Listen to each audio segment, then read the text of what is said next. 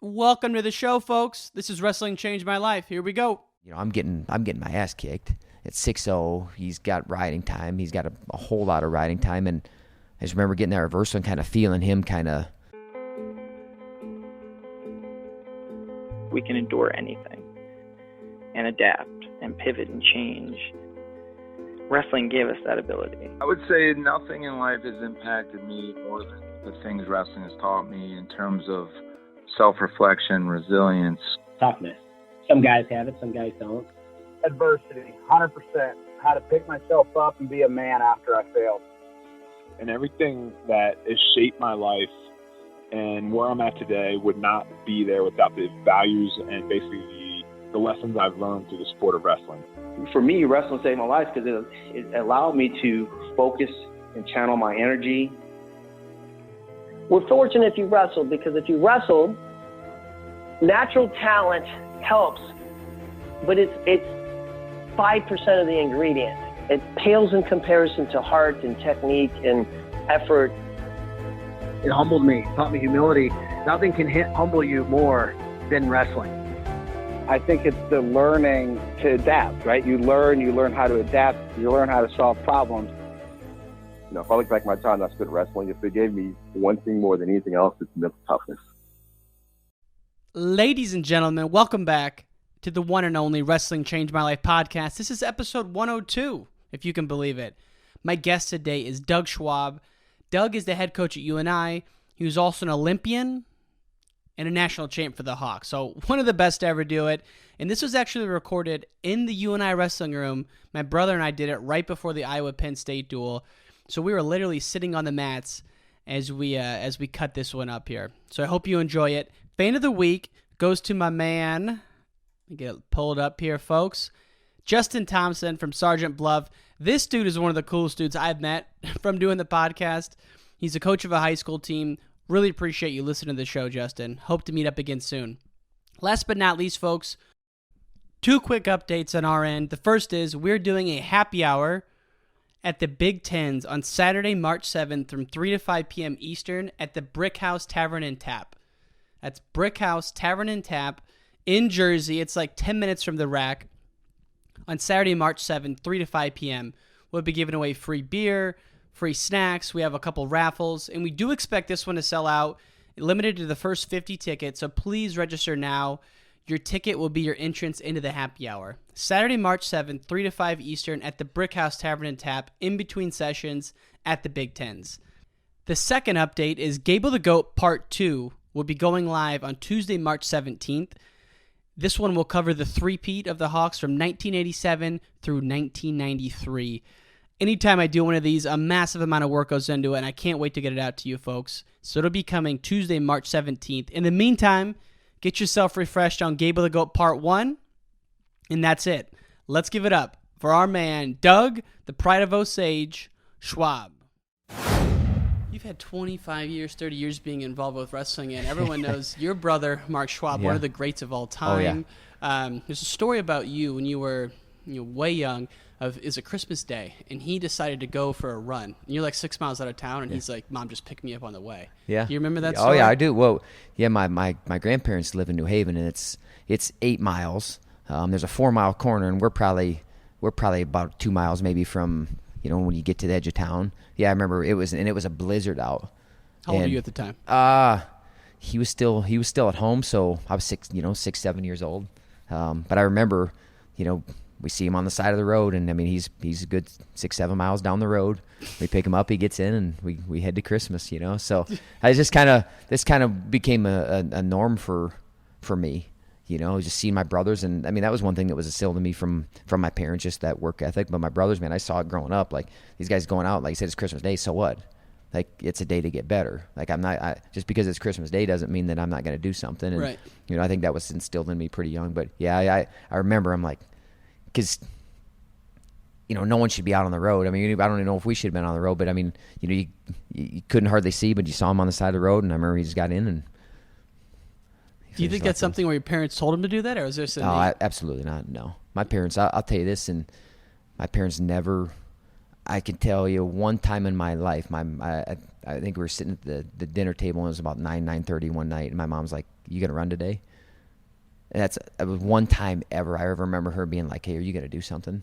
You know, I mean, because it came from us, you know.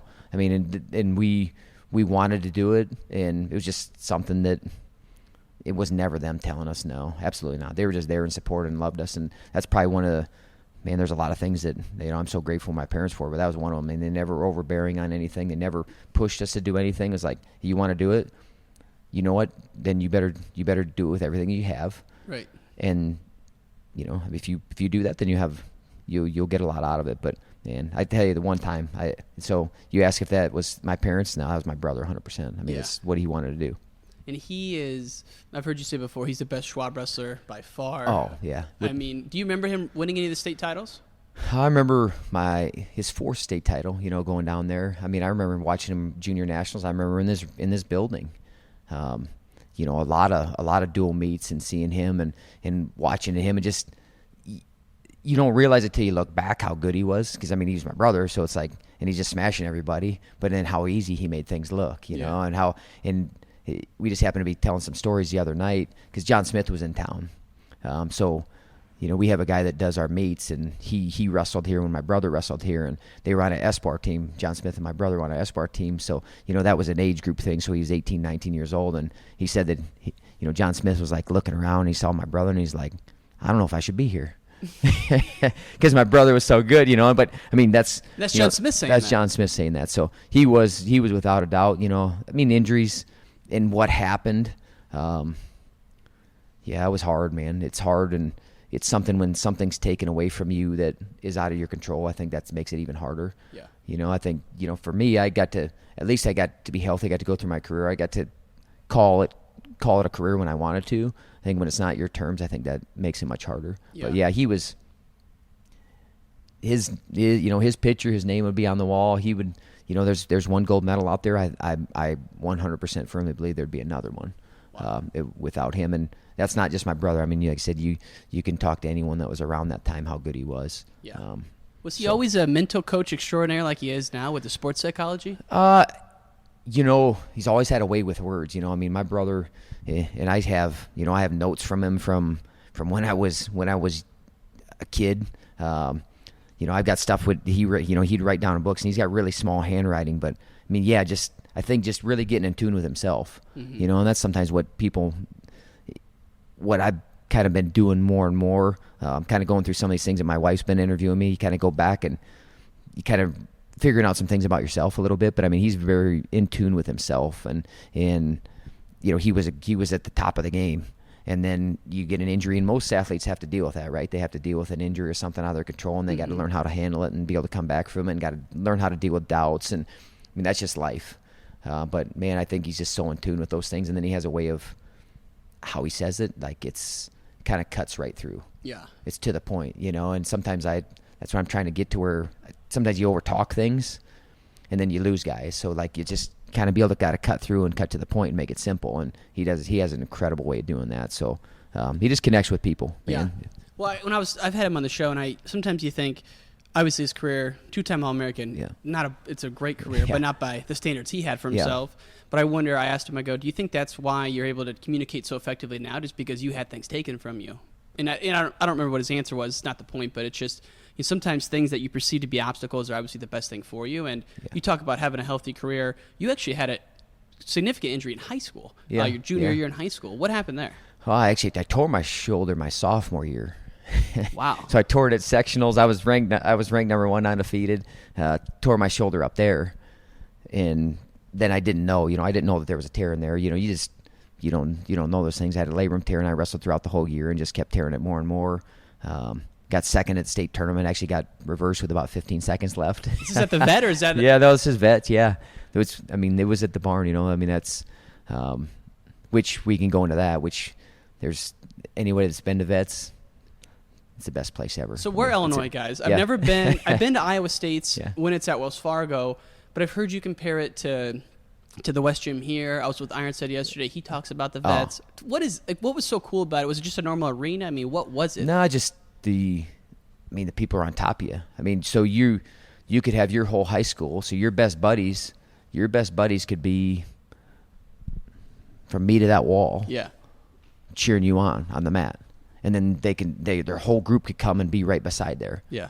And then they could go to the next match. I mean, it was just, you could have family members right beside the mat. I mean, you're literally elbowing through people to get to your mats.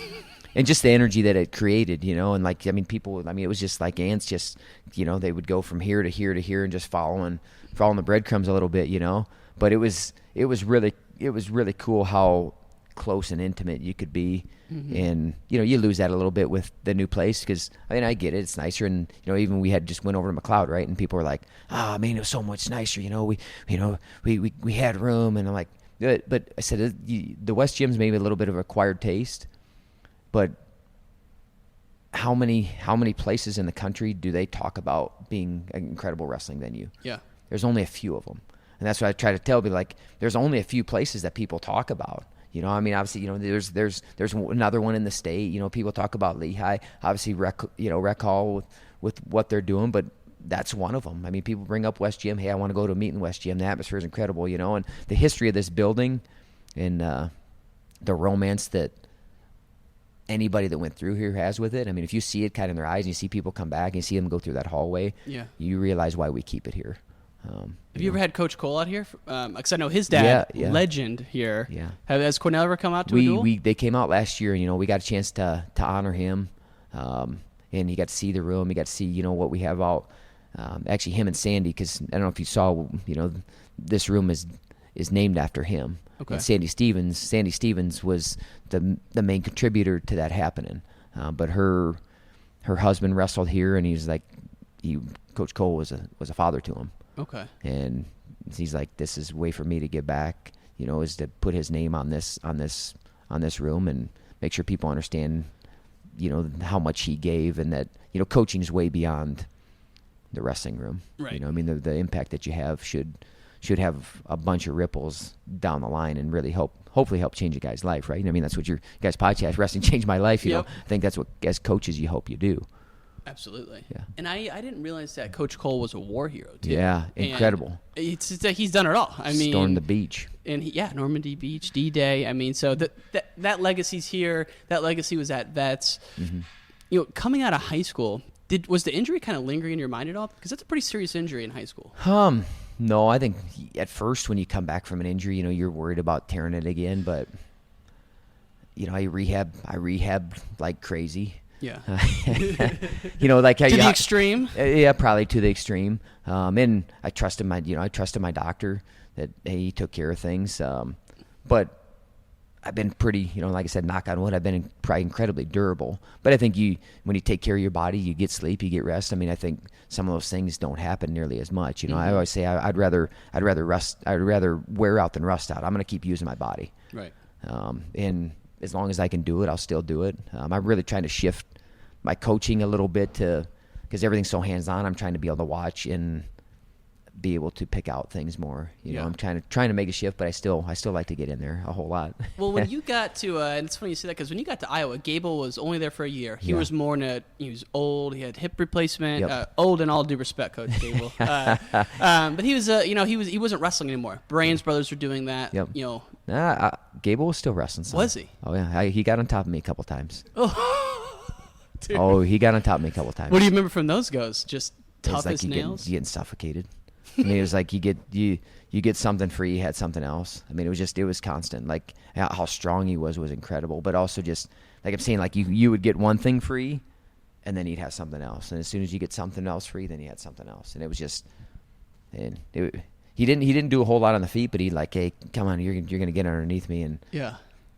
I remember him being on top of me a couple times, which was, it was as a kid something you obviously wanted to have happen. Yeah. And being able to get coached from him from a year and then being able to come back and actually coach with him for a couple years was, it was a great experience just seeing into his mind a little bit. And I kind of liken it like, unfortunately, I'm still playing checkers and he's chess. Mm-hmm.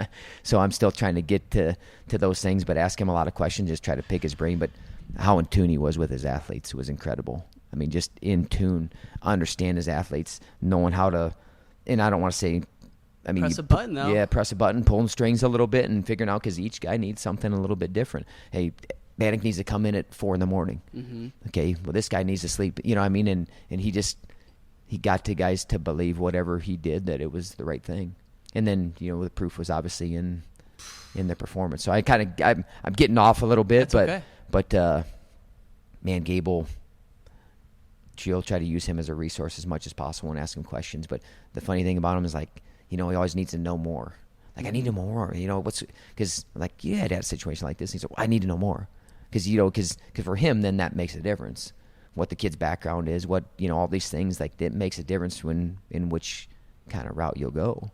Yeah, I know you studied Bill Walsh. I love that book as well. Yeah, it's a great book, yeah. And that he seems like that kind of guy in the sense of, just knowing everything about every detail to the T. Maybe J. Rob was running the technique at one point in time. Yep. Maybe it was somebody else, but he was still overseeing it all, obviously. You talk about the different personalities. He would build Royce Alger up, whereas with a guy like we were with Ironside yesterday, he had just beaten Colat in the All-Star meet, and he's sitting in the bleachers getting ready to be pumped up by Gable, and Gable's just like, nice job, onward. That's it. But he knew that, because Ironside, like, okay, man, all right, well, yeah, I'll show you, because almost like, I expected that, right?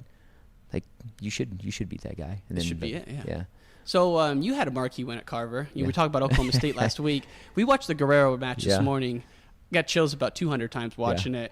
Do you remember that one, Coach? I do. Oh, I absolutely remember that. How hard were you cutting to get to 26? Let's just start there. I don't know how I made it harder on myself than it needed to be. You know what I mean? They changed the rules in the middle of the year. They unfortunately, you have 3 guys pass, and then we went to Midlands. We came back from Midlands, and then they gave us we came back from Midlands. We went down to +1. And then they changed it back to the +7, what the weights are right now. Mm-hmm. But yeah, I mean, I didn't do it very well, and I'll admit that. I told guys. I mean, I talked to our guys about that. Like, the reason I talked to you about this is because it impacted me. Mm-hmm. I didn't perform like I needed to. But I mean, you're cutting quite a bit because one day before weigh-ins, I mean, you could bounce a lot more. But I'll tell you the difference. Instead of guys cutting 2 days before, I mean, you saw guys in this morning, they're trying to get better at wrestling. Mm-hmm. Before, we're just cutting weight. Like, I'm trying to make a weight. I'm not getting better at my craft. So I think it's been a good change. But, I mean, I was definitely cutting some weight, and I couldn't believe to see it 26. I mean, you got Ironside. Yeah, Ironside, though. He was the next weight up on that team? Ironside was the next weight up. So, man. Yeah, so that was definitely a big part of it, man.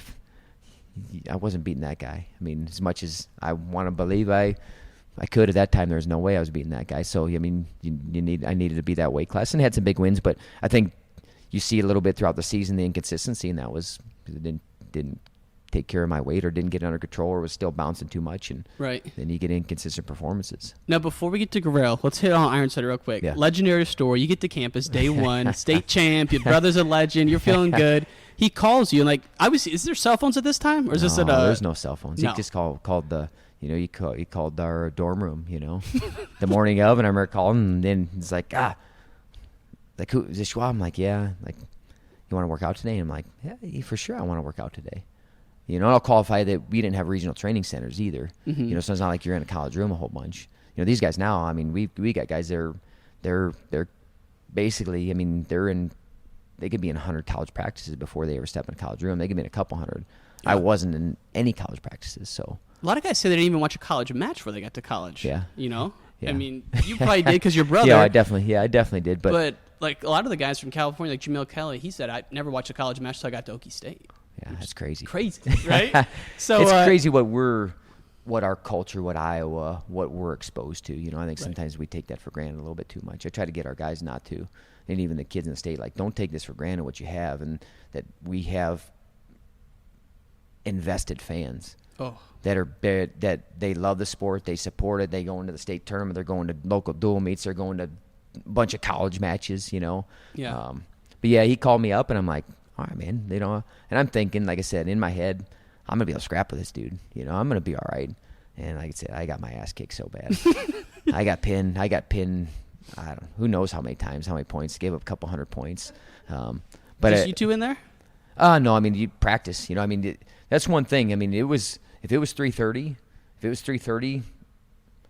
and it really at that time, it didn't matter if it was 6 a.m, it was 9 p.m, it was almost anywhere in between. Someone was in the room. someone was doing something to get better. Mm-hmm. I mean, just that's kind of what it was. That was a culture, you know. And if you had to crawl, I remember there was a little black box where they would run the cables in for, you know, for basketball games and that stuff. I mean, you could always climb in there, so you could always get into car booth. There was always a way to get in there. I've seen there was guys in there the whole time, but yeah, I mean, it's not. No one's paying attention to you. You're a freshman, and you know it was kind of like, okay, you're a freshman. You're coming in. You think you can hang? I'm gonna show you.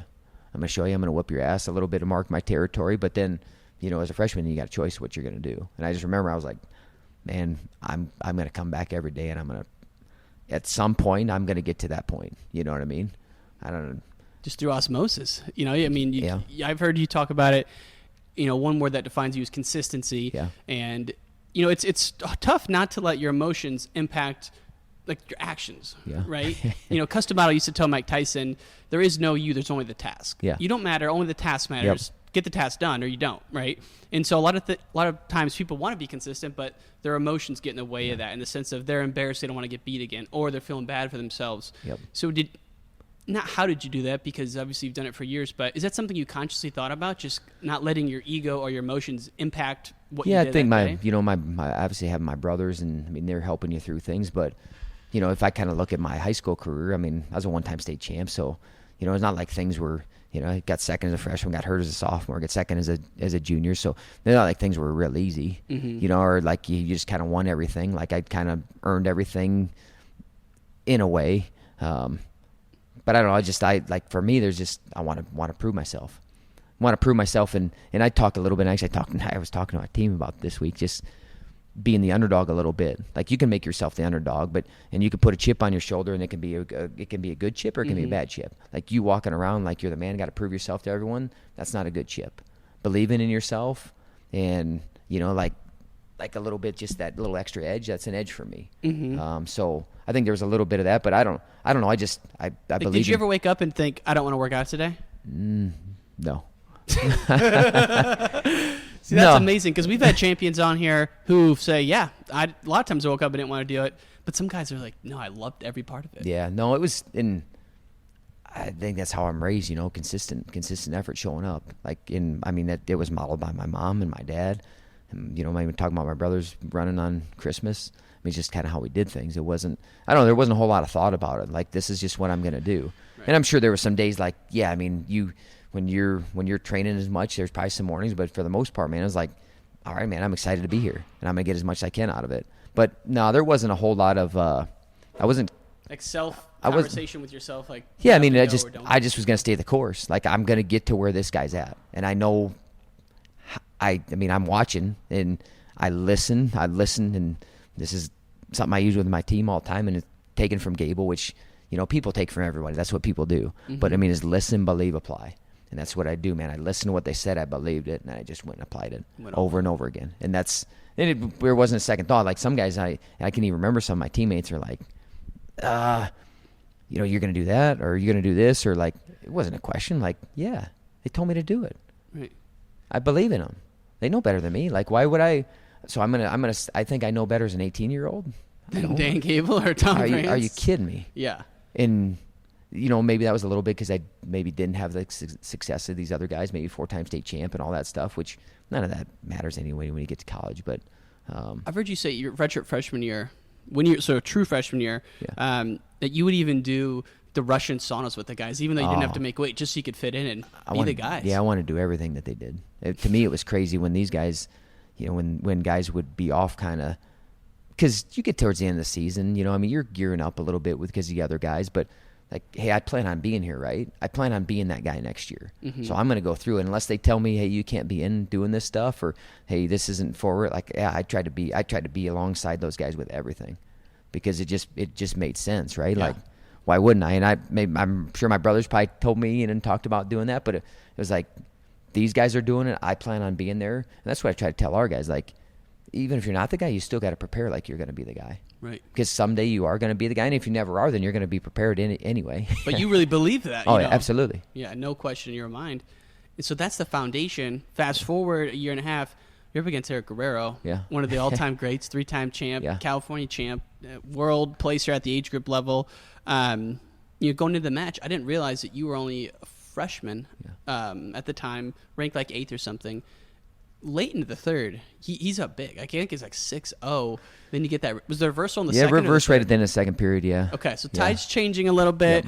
Yep. Just what do you remember about that last period and the first time Carver really got behind you? I remember we wrestled that spring too, like the Espoir, and I think he beat me like 5-2, and I got the last takedown. I just kind of remember being able to like at least stay in the match, But yeah, I mean, you could hear the crowd. I mean, I want to say it was maybe a Valentine's Day duel. And the crowd was into it. I mean, Juergens had just lost, and then I think he ended up getting majored. And then I'm getting my ass kicked at 6-0. He's got riding time. He's got a whole lot of riding time, and I just remember getting that reversal and kind of feeling him kind of. I don't know. You can kind of feel the guy a little bit, and then the crowd starts to get into it, and then you start snapping the guy a little bit, and you start feeling where, okay, he's like the wire's kind of busting loose a little bit. And that's, kind of happened. I mean, I don't know. I just remember I'm going to wrestle as hard as I can, as long as I can. And that's just kind of what it was. And I remember Jimmy kind of talking about me and talking even before that match. He's like, you just run out of time. You don't lose the match. Like, you just run out of time. And like, that's kind of how I wanted to wrestle and compete. Like, I'm going to compete through the whole thing, even if I'm getting my ass kicked. You're not going to, the way you wrestle is not going to change no matter what the score is. No, it shouldn't be. The score shouldn't. The score shouldn't. It shouldn't change that. And for a lot of guys, it does. That kind of talk about.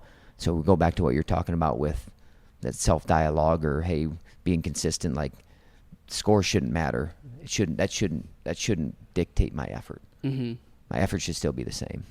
And I don't know. I just remember him kind of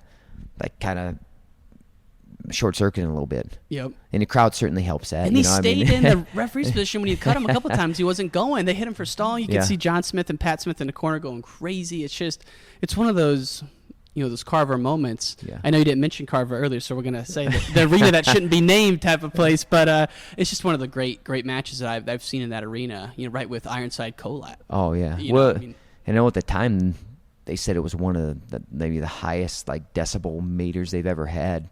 In that building. It was, I remember it being loud. I remember it almost lifted me up when the crowd got on their feet. And people gotta remember that guy he was a national champ, but he beat McGinnis at the national tournament a couple years before, and so there's and he had called, Gable coach disable, and there was some other pieces, just between more than just Oklahoma State. There was a little bit okay, we want to make sure we get Guerrero too. Well, in the year before, he beat Mena in the finals. Yeah, he beat Mena. Yeah, Terry Brands and him battled. So the history runs deep with those guys. It definitely runs deep. And I'll say this, and you go back to that match, all Mena had to do was pick down. Oh, at the Nationals here at UNI? Yeah. Here at UNI, and that's, in that building. All he had to do was pick down. But that's not Guerrero's fault. I'm just saying, Did he chose top in the overtime? It was at that time. It was it was 30-second ride out. You get your choice, and he won the flip and chose top. I don't remember it that way. Wow, holy cow! I do, because I was a true freshman sitting in the stands, and I'm watching 18 win a national title. I'm watching 26 in the finals. I'm watching 34 in the finals. I'm watching 50 in the finals. I'm watching 67 and 90. You're thinking, and I'm like, oh shit, that's gonna be. I'm gonna be that guy next year. And. So. You talk about those teams. We're from Illinois. Some of our favorite wrestlers, Joe and T.J. Williams. Oh, yeah. T.J. Williams, great teammate of yours. Is he a guy who was like a grinder in the room, or he could turn it on? What was he like in the room? I don't know a lot about him. His work ethic. When he first 2 years in JUCO. Yep. When he came in, man, he came in to prove a point. It was I'm gonna show you. I'm chip on the shoulder. Look, just I'm the man. Talk about winning runs. If he wanted to win a sprint lap, he's winning them, and he's winning as many as he wants. I just remember him coming in I'm coming in for a reason, man. I'm coming in and I'm going to show everyone how good I am. And man, he did that first year. And how talented was that guy? Incredible talent. Switch. I was just thinking about a switch the other day, because switches are coming back a little bit, but TJ had one of the best switches ever. And people don't talk about him. He was 98-1. Yeah. You're one loss in your career. 98-1. That's absolutely incredible. And I saw the one loss, but was that at Carver in the semis? It was a year before. We were St. Louis in 2000. He lost in the semis because he won our senior year. He won in Carver. Right. But yeah, TJ, man, he helped me get better because one, you couldn't stand, you couldn't stand in front of the guy. I mean, I'd have to figure out a way to be able to somehow kind of wear him down and get to him. Yeah. So, we practiced some. We actually competed. I remember competing one time against him in freestyle, and still keep in contact with him. Yeah. Have a great respect for TJ and know his wife, know his kids. Know his son. His son is doing really well right now. But Aiden was.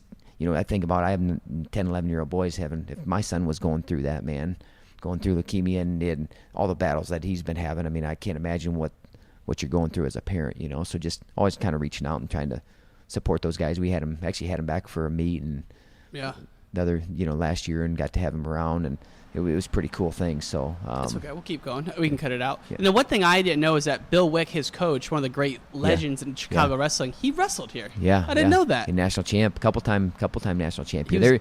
They had Cole, Nelson, Wick.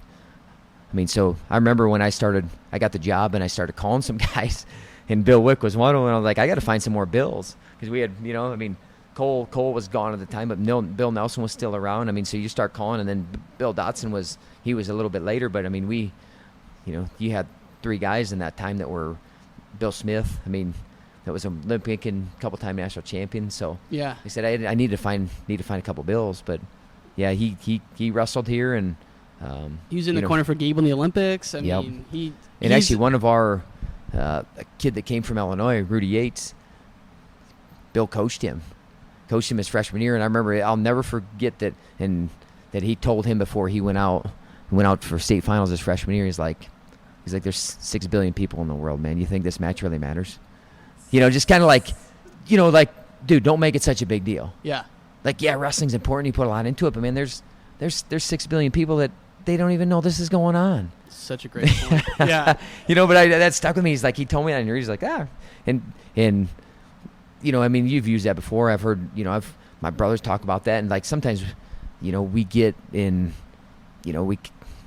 we get a little too caught up in some of those things, man. So I try to go back in things that I can control. Mm-hmm. And effort is obviously one that. How I treat people is one of them. And that's stuff I talk to our team about too, man. How you treat your teammates, how you treat your teammates after win or loss, or how you are with the fans and your family after win or loss.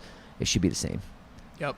And I saw the text that Allison had posted on Twitter. You probably didn't even know she was doing that when your son had lost. And I've heard you talk about this a lot, where when you were at Iowa, you kind of almost felt that there was a culture where you had to sulk for months at a time.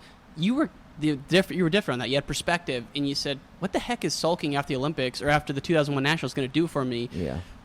And it's kind of crazy that the Iowa culture almost encouraged sulking for months on end, locking yourself in a room. When did you start to have that perspective that that's not the way to do it? Well, it changed, it shifted, because I mean, I did it, and I've told the guys, I'm like, dude, I did it this way. It didn't help.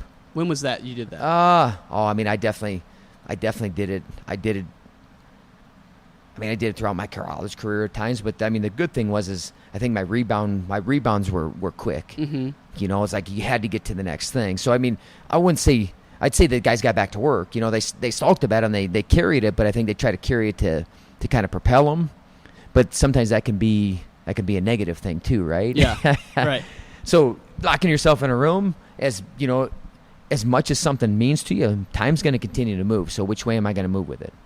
So I've really used that, and I've tried to use that with our team, and I'm trying to find the balance, because you see a guy and they lose, and then they're sitting on the sideline and they're almost yakking around, and you're like, dude, what the heck? What the heck? But everyone does it different. I want to say it was John Smith's brother.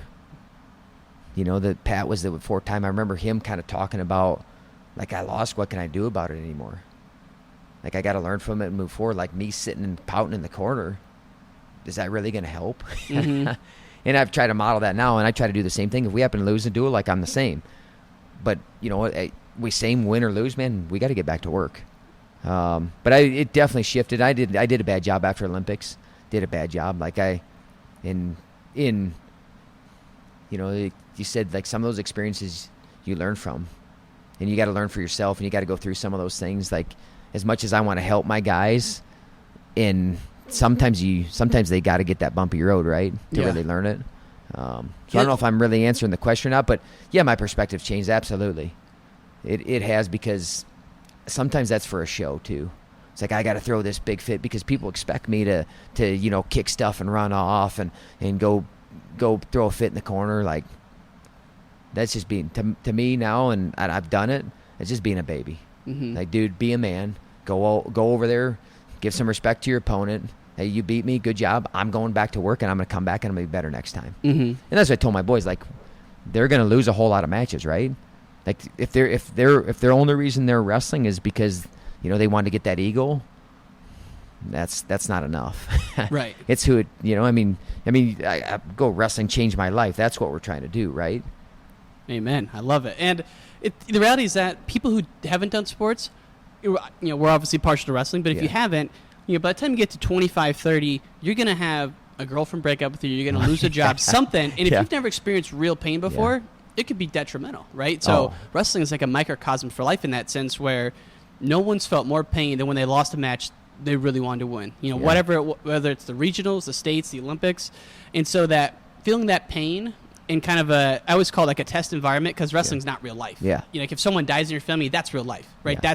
So it's a test environment for that. But, when you think about the Olympics, right, for you mentioned that. Yeah. What are some things you would do differently now for any young guys listening that you just said, man, that was just a total waste of time? Like, I don't know why I did that.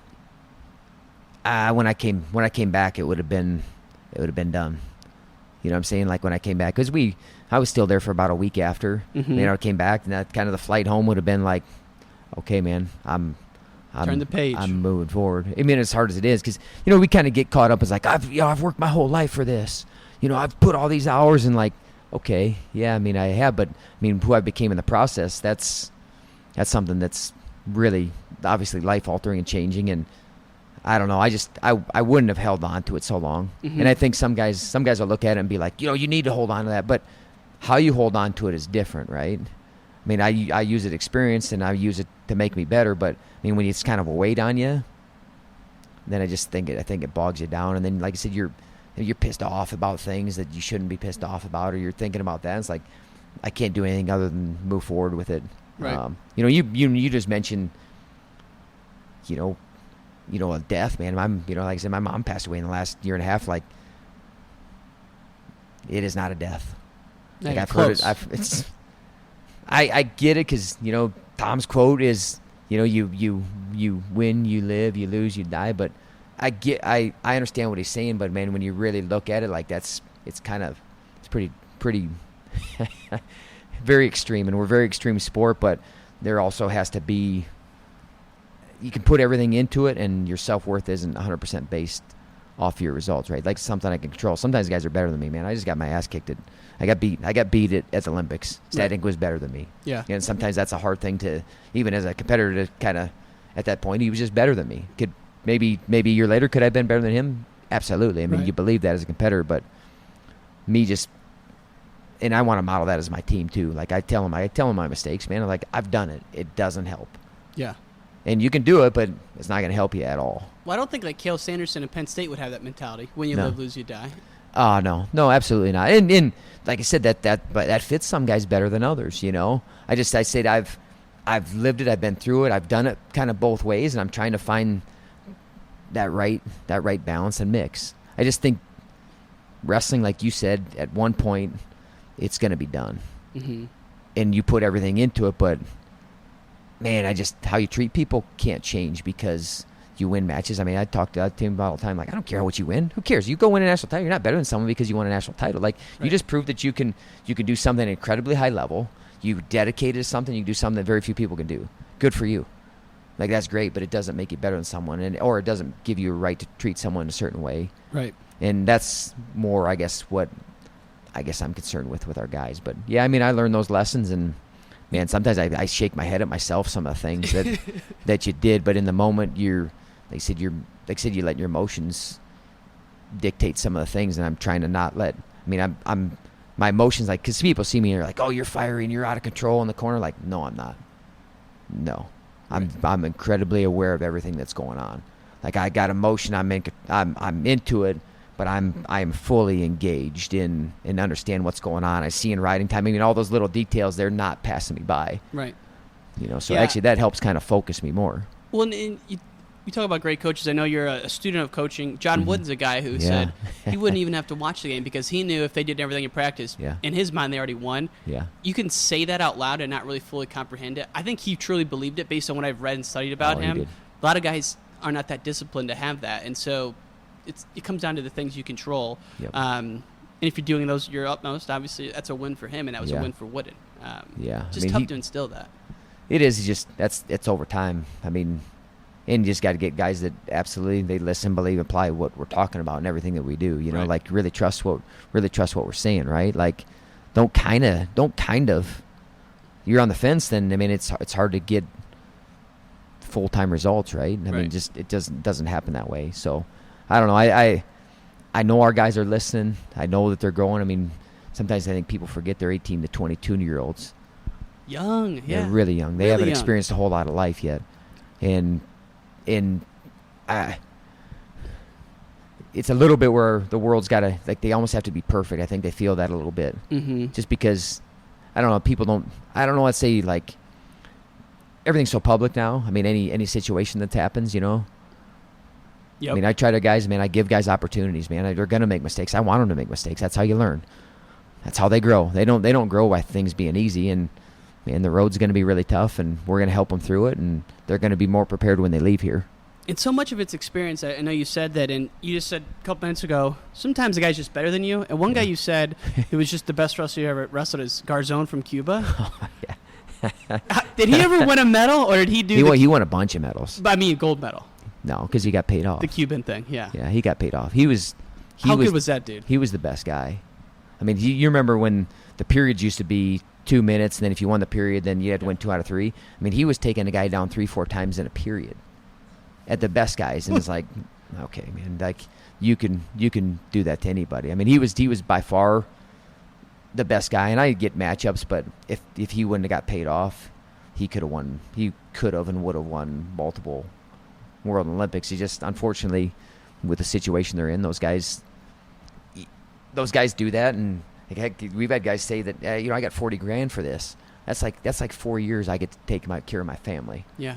And so when you're looking at those terms, I mean, kind of crazy. Yeah, right? we can't understand that because I mean that's not the situation I'm in. I couldn't understand that, and for me, it just I couldn't do it. I mean, even if it was $4 million, you couldn't do it.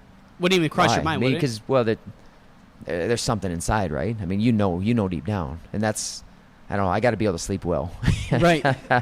And I would have a hard time sleeping when somebody's like, well, $1 million or $10 million. It's still the point of, hey, man, like I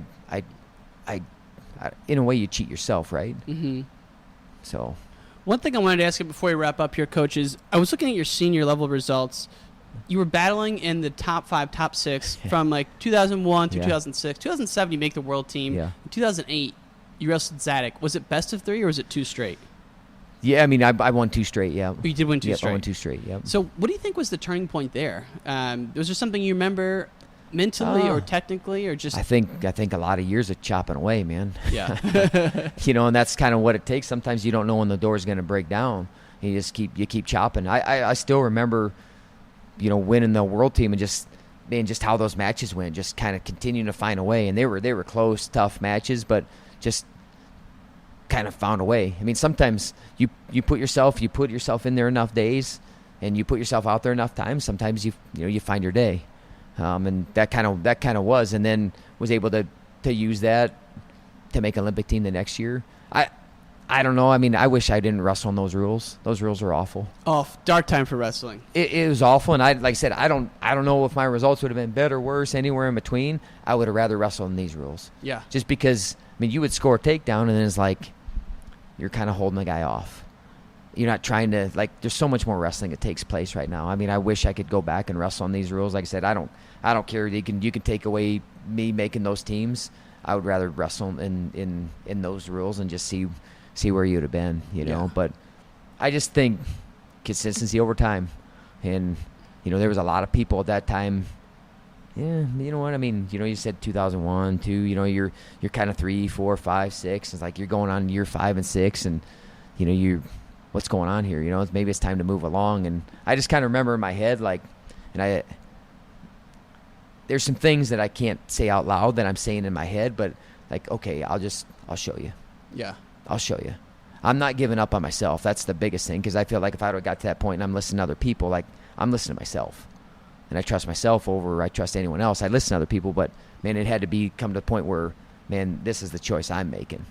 And I wasn't ready. I wasn't ready to be done. The only thing I wish I would have done after 2008 is probably take a little bit of time and really decide, hey, man, are you going to continue to move forward competing? Because you kind of dip my toe in, and you can't do that. Yeah. It's not right. So, but let's say like 2006 though, before you busted onto the scene on the world team. Yeah. Did you ever have moments of self-doubt when you're by yourself? You're thinking, "Is this absolutely." I remember being down in Cuba one time, and actually Fullheart was my roommate, and I lost a couple matches, and I remember I was sitting there, and I was kind of, a little bit of that sulking, and I remember he's like, "What the hell are you doing? Get your ass up! Like, let's go." Sometimes you need that kick in the ass a little bit, You need that. We're like, dude, what are you gonna do? You gonna sit here and cry about that, or are you gonna get back to work? Yeah. Like, and that's just kind of always been the mentality that I've had, and that's what I use with my team. Like, guys, like, hey, we're gonna learn from it, we're gonna get better, but if you ever think you're never gonna lose again, like, and that's like a defeat's optional, right? Like how you use it. I mean, that's. Yeah. But I don't know. I remember, man, even going back more. They used to seed the top 8. They didn't even seed me in the top 8 that year. So 2007, they just seed the top 8. And then the next 8 had to work their way in. So I had to go to the tournament before the actual U.S. Open. Wow. And I lost in that tournament to Tian Ware. Man. And then I got 7th. I'm qualified, and then I'm 7th. And I remember our first match out of the trials, I beat Tian Ware, and I beat him up. Like, I wrestle well. Then I beat Jared Lawrence. Then I beat Esposito. Then I beat Freyer. Then I beat Bono. 2 out of 3, and it just like, it was kind of like, I didn't know that was the case. That's kind of a Cinderella. I mean, people talk about Jamil Kelly's run when he beat McElravy and those guys and Bono. I mean, you came as a 7th seed. I didn't know that. Yeah, and like I said, like, they had that year, and I remember, just thinking, like, okay, you guys, like, I've been in like top 5 like the last 5 or 6 years, and you don't even put me in the top 8. Like, I just remember, like, and it wasn't so much about proving people wrong; it's proving yourself right. But there's a little bit in that, like. And you know what I'm talking about. I want to give them a little bit of, that. Prove you wrong. Yeah, I would stick it to them a little bit, but more than anything, it's proving yourself right. But yeah, I mean, that was a rough run, man. That was a good day, but it was kind of like, to me, if I could win a tournament and kind of hopefully describe my career, that's kept chipping away, and then all of a sudden, maybe the day that you didn't expect the guy to do it, he came out on top, and then. Just kind of continue to believe in yourself. So I guess it's a little bit of Cinderella, I guess, yeah. I mean, in the sense of, from the outsider's point of view, not to you, obviously, but I just love the long view of things, right, and patience. I mean, you think about, you won the NCAAs in 99, and then fast forward to 2007, in your mind, you probably would have made the world team 7 times by that point, right? Yeah, I mean, that would have been nice, yeah. Right. But it's just that, never losing that belief is so rare. It's just, just years and years of working. You never lost that self-belief. Last thing I want to ask you before we wrap up here is, when you would go into a big match like that, would Mark say something to you, or would you have a little self-talk routine that you would do kind of before each match? I mean, I think at the end I got to where, like, I just kind of able to relax, man. Like, you're prepared and ready. Like, kind of keeping that balance. I remember kind of, when I was younger, I had to almost feel like I had to get ramped up, and now it's just kind of like, okay, I got to be steady. There's a little jump, but, you're going through things. I got to where it's like, I'm going to try to score as quick as I can. That was kind of like first thing. I want to go score as quick as I can. Mm-hmm. And then kind of having a game plan that way, and then just letting the match kind of flow from there. But, man, my brother talks about it, and I remember, we talked to our team about it. You kind of come in, and especially freshmen, they kind of come in with that dream, right? I'm going to be a national champion. Or they come in, I'm going to be these things, and then they start realizing how hard it's going to be. Or they get beat down, or they get beat, or something happens, and it's like they start to kind of loosen up on that thing. And that's one thing I pride myself in that, and I never really loosened up on that. I kept a hold of that tight, and I didn't give it away for anything. And didn't get everything I wanted, but it certainly got closer to where I wanted, because I never gave up that grip on that thing. I just kept believing. And that's, man, how I was raised, and having good people around me that believed in me too, that kept building me up. You know, I mean, I've had great coaches. I've had great mentors. I've had incredible support my whole life, and kind of instilled from my parents, man, that just you keep chipping away, man. You keep believing. And, man, it never let go. And that's probably one of the things I'm probably most proud of, is it never did. Even when there was times when it could have been really easy to do, just didn't do it. And that's why I'd stick with our guys no matter what. No matter what happens, no matter losses, no matter what mistakes they make, I stick with them and I continue to believe in them and will the rest of their life. Yeah. So. And it's like at some points of your college career, anyone's, it's like you're hanging onto a ledge. You got 5 fingers on when you first come in. At some points of it, you got one freaking fingernail left, and you're just whatever. You don't think you can take any more, and then you have a good win. You beat Guerrero. You have a couple matches, and things start to go your way. It's like if you never lose that faith, it never goes away. Yeah. Well, I mean, to me, you have faith or you don't. There's no in between. Right. Right. That's a good point. You know, it's and that's how I try to live my life, and how I try to model my life. So hopefully I'm doing that, and I'll continue to do it as a coach and as a father. And I appreciate you guys having me on. I appreciate what you guys are doing for the sport, man. It's honored awesome. to have you on, sir. You guys are telling great stories, and there's so many incredible stories out there of the sport and what it's instilled in guys and what they've taken from it and how they continue to give back to it. And that's, for me, man, I just want to give back as much as I possibly can now. And all great things must come to an end. If you enjoyed this episode, please subscribe, give us a review, give us a rating, and share this with your friends. It would mean the world to us. Thanks for listening to Wrestling Changed My Life. Listening to Wrestling Changed My Life. Listening to Wrestling Changed My Life. Listening to Wrestling Changed My Life. Listening to Wrestling Changed My Life. Listening to Wrestling Changed My Life.